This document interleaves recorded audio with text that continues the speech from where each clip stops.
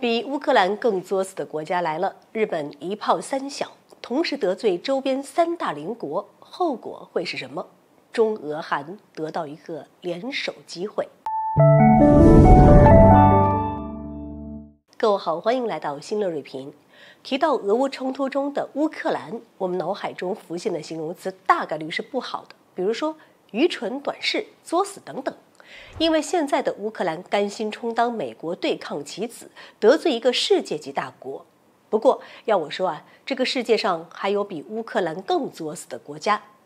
如果说一个小小的乌克兰仅只是得罪了一个俄罗斯，那么日本近期的动作却是一炮三响，一下子得罪了周边3个国家。据了解，日本政府发布了2023年版的外交蓝皮书，这其中的内容尤为露骨。可以这么说，这版外交蓝皮书很好地浓缩了日本的军国主义野心。他们如何凭借一个小小的动作，就轻易得罪中俄韩3国呢？在蓝皮书中，日本在南千岛群岛问题上是这么说的：这是日本不可分割的一部分，被俄罗斯非法占领。这样的表述在俄罗斯看来是不可接受的。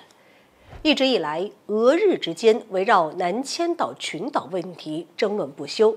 如今，日本公然发出这种言论，等同于公然踩上俄罗斯红线。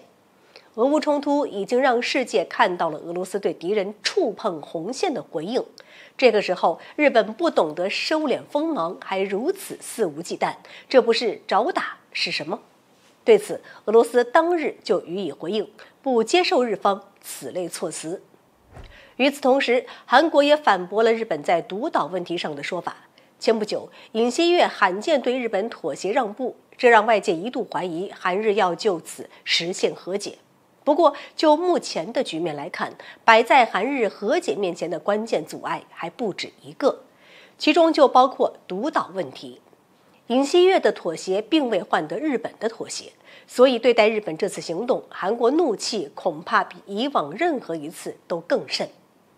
日本得罪了俄罗斯，韩国还不够，他们还在外交蓝皮书中明确写入中国是前所未有的最大战略挑战，并且妄言中国试图单方面以武力改变现状。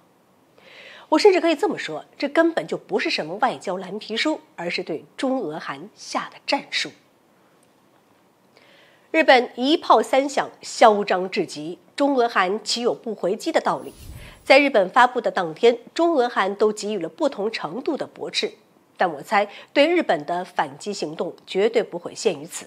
从历史经验来看，日本军国主义复苏会是全人类的灾难。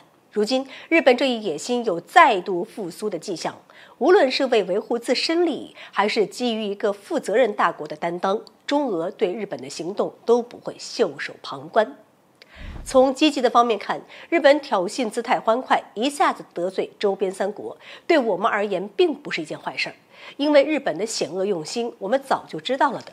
与其等他们慢慢壮大，发展成一个难以对付的麻烦，倒不如看看他们是如何自己把自己作死的。这次中俄韩得到了一个联手机会。